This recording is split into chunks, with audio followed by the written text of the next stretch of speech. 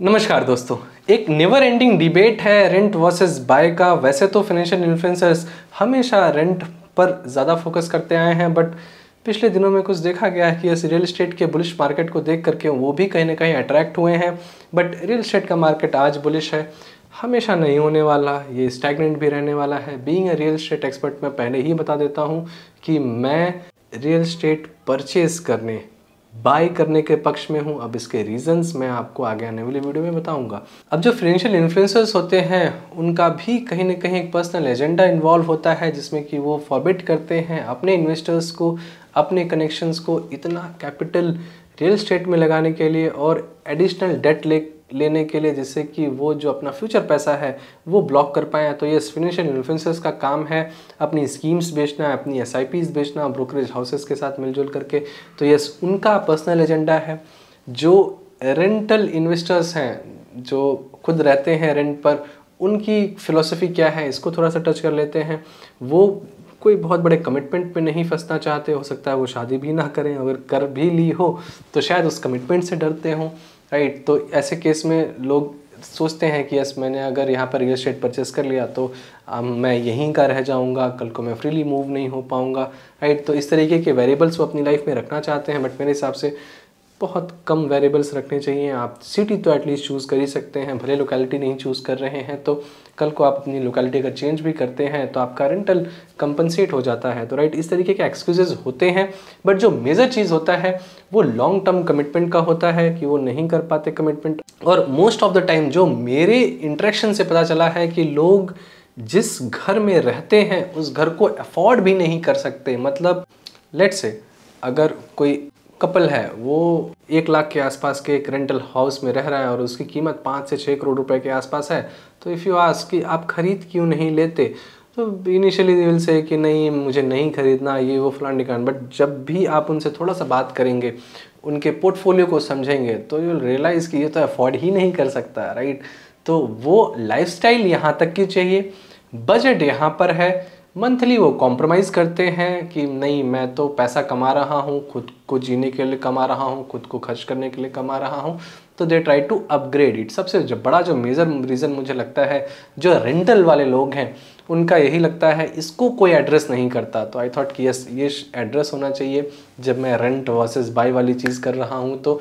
और ये चीज़ कहीं ना कहीं अलाइंड होती है फाइनेंशियल इन्फ्लुएंसर्स के साथ, क्योंकि वो भी इसी तरीके की फ़िलॉसफी में बिलीव करते हैं। जो भी इंडिविजुअल्स रेंट पर रहना चाहते हैं, मैं यहाँ पर उनको कन्विंस करने नहीं आया हूँ कि आपको रेंट ना करके बाय करना चाहिए। यस, आप रेंट पर रहना है, कमिटमेंट इश्यूज़ हैं, कैपिटल का इशू है, no issues, it is your life, you can manage it better. But जो फिनेंशियल एडवाइस होगी मेरी तरफ से कि आपका जो भी टोटल ग्रॉस इनकम है पूरी फैमिली का, अगर आप हस्बैंड वाइफ दोनों लोग अर्न कर रहे हैं, तो उस पूरे अमाउंट का 12% से ज़्यादा आपका रेंटल नहीं होना चाहिए। मतलब अगर आप हस्बैंड एंड वाइफ मिल करके 1 लाख रुपए कमा रहे हैं तो आपका जो रेंटल एक्सपेंस होना चाहिए वो 12,000 रुपये के आसपास होना चाहिए। और 3 से 4,000 मैं मान लेता हूँ कि आपके ट्रैवल एक्सपेंसेस होंगे, तो 15 से 16,000 रुपये के आसपास होना चाहिए। अगर यही फर्ज कर लें एग्जाम्पल कि आप 2 लाख रुपए कमाते हैं एज एन फैमिली, आपका जो रेंटल एक्सपेंस होना चाहिए वो 24,000 रुपये से ज़्यादा नहीं होना चाहिए। और again 5,000 for commuting expenses, travel expenses. तो इस चीज़ से आप ये इंश्योर कर पाएंगे कि आप एटलीस्ट रेंट ज़्यादा पे नहीं कर रहे हैं अपनी अर्निंग के हिसाब से।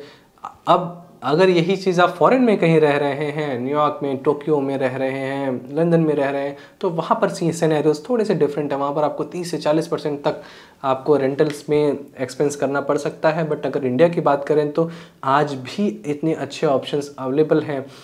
थोड़ा सा maybe outer of the city या maybe in older property आप देख सकते हैं, बट कोई मतलब नहीं बनता 20 से 30% का एटलीस्ट इंडिया में आपको अपने लिए रेंटल देखने का, राइट। मैंने देखा है लोगों को 1 से 1.5 लाख रुपए भी वो एक्सपेंस करते हैं, जैसा कि मैंने बताया, और जब अफोर्ड करने की बारी आती है तो अफोर्ड नहीं कर पाते। नेक्स्ट चीज़, आपको नहीं लेना घर मत लीजिए, बट मेक श्योर कि जब आपको बोला जाए तो आप नेक्स्ट डे वो प्रॉपर्टी खरीद सके। मतलब जिस भी घर में आप रह रहे हैं, अगर टेनेंट कहता है कि I am selling this property, तो आप नेक्स्ट डे तैयार हों अपने फिनेंशियल इंस्ट्रूमेंट्स में जो भी आपके एसेट्स हैं उनको लिक्विडेट करके खरीदने के लिए। अब ये एक्सक्यूज़ नहीं होना चाहिए कि मेरे पास इतना पैसा ही नहीं है, क्योंकि कई बार मैंने ये भी देखा है कि शायद वो इसलिए भी नहीं खरीद रहे हैं क्योंकि इतना पैसा ही नहीं है। तो आप एक टीम में नहीं हो सकते, मतलब आप इक्विटी की साइड नहीं हो सकते, आप रियल एस्टेट की साइड नहीं हो सकते। तो please be on the equity side, जहाँ भी आपको पैसा लगाना है लगाइए, पैसा बनाइए and then invest in to the real estate, right. जब भी लोगों के पास पैसा आता है and they park it in real estate just because they need a secured return, a secured investment, क्योंकि कई बार ऐसा होता है कि हमारी जो रिस्क टेकिंग कैपेबिलिटी है वो इक्विटी में इतनी नहीं होती, शेयर्स में इतनी नहीं होती, क्योंकि next day you are waking up और आप ये देख रहे हैं कि 30 से 40% के आसपास आपका जो वेल्थ है वो वाइप आउट हो चुका है। आपके फाइनेंशियल एडवाइज़र का, आपका ब्रोकर का आपके पास मैसेज आया हुआ है, he saying that market is down, और आप ये रियलाइज़ कर रहे हैं कि 3 करोड़ की जो मेरा पोर्टफोलियो था वो अब सिर्फ 2 करोड़ या 2 करोड़ 20 लाख रुपए के आसपास का बचा है, राइट। तो इस तरीके के रिस्क नहीं लेने चाहिए मेरे हिसाब से, स्पेशली जब आपके पास रियल एस्टेट नहीं है। तो yes, by real estate then take risk wherever you want to take risk. और मैंने अभी तक नहीं देखा ऐसे लोगों को जो अच्छे वेल्दी लोग हों उनके पास रियल एस्टेट ना हो, भले वो रिकमेंड करते आए हैं लोगों को कि रियल एस्टेट नहीं रखना चाहिए, right. Real estate is a secure asset, आपको एक स्टेबिलिटी देता है, सिक्योरिटी देता है, पीसफुल वाली नींद देता है, और क्या चाहिए, राइट। तो रिस्क इतने ही लीजिए और एटलीस्ट आप ये कोशिश कीजिए, भले ही आप रेंट पर रहना चाहते हैं, रह सकते हैं, कोई इशू नहीं है, मैं आपको कन्विंस करने नहीं आया हूँ। तो आप कोशिश कीजिए कि एटलीस्ट अफोर्डेबल रेंट्स पर आए। और मैं रियल एस्टेट एक्सपर्ट हूँ तो मैं तो हमेशा ही कहूँगा कि यस, आपको बाय करना चाहिए। बाय करने के लिए मैंने ऑलरेडी बात की हुई है कि आपको कितने बजट तक का बाय करना चाहिए depending on your gross income.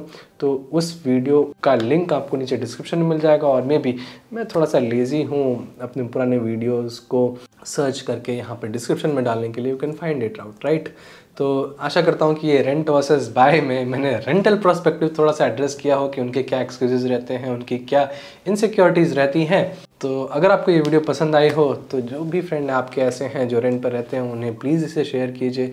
तो जो भी उनका रेंट है वो उनके बजट के हिसाब से है या नहीं है वो एक्सप्लोर कर सकते हैं। और मेरे हिसाब से अगर आप इनिशियली थोड़ा सा कॉम्प्रोमाइज़ कर सकते हैं रेंटल एक्सपेंसेस में, जो कि मंथली रिकरिंग एक्सपेंस होता है, तो आप ज़्यादा अपने आप को इंश्योर कर पाएंगे कि कम से कम टाइम में आप एटलीस्ट एक कैपिटल एक्युमुलेट कर पाएँ अपने पास रियल एस्टेट में एटलीस्ट एंट्री करने के लिए, राइट। अब अगर आप यहाँ पर रेंटल पैसा ही बहुत ज़्यादा एक्सपेंस करते जाएंगे तो आप कभी भी अपने लिए इनिशियल पैसा जो रियल एस्टेट में एंट्री करने के लिए चाहिए वो आप अपने लिए एक्युमुलेट नहीं कर पाएंगे, जो कि मैं ऐसा देखता हूँ बहुत सारे लोग 5 लाख रुपए के आसपास इनकी फिनेंशियल अर्निंग होती है और 1.5 से 2 लाख रुपए के आसपास वो रेंट पे कर रहे होते हैं। तो कहीं ना कहीं एक फिनेंशियल सेंस नहीं बनता। कई बार लोग 1 लाख रुपए की सैलरी पा रहे होते हैं और 30 से 35 हज़ार रुपये के आसपास का रेंट दे रहे होते हैं, इवन 25 हज़ार भी रेंट दे रहे होते हैं, जबकि ऑप्शन है कि थोड़ा सा कॉम्पैक्ट हाउस में बस जाएं, 4 से 5 साल थोड़ा सा कॉम्प्रोमाइज़ करें और जिससे कि वो एक एक्युमुलेट कर पाएँ पैसा रियल एस्टेट में एंट्री करने के लिए। तो यस, रेंट कीजिए, बाय कीजिए, फ़र्क नहीं पड़ता बहुत ज़्यादा, बट यस, जब आप रेंट पर हैं तो कोशिश कीजिए कि आपका रेंट आपके बजट के अकॉर्डिंग है। तो thank you for watching till the end. आशा करता हूँ कि इस वीडियो के माध्यम से मैंने रेंटल एस्पेक्ट थोड़ा सा क्लियर किया हो कि आपको क्या करना चाहिए, क्या नहीं करना चाहिए। बाइंग का ऑलरेडी क्लियर है, राइट। तो अगर ये वीडियो आपको पसंद आई हो तो प्लीज़ अपने फ्रेंड्स, फैमिली, व्हाट्सएप ग्रुप्स में शेयर कीजिए। आपका दोस्त अगर कोई रेंट पे रहता है तो प्लीज़ उससे शेयर कीजिए। Thank you.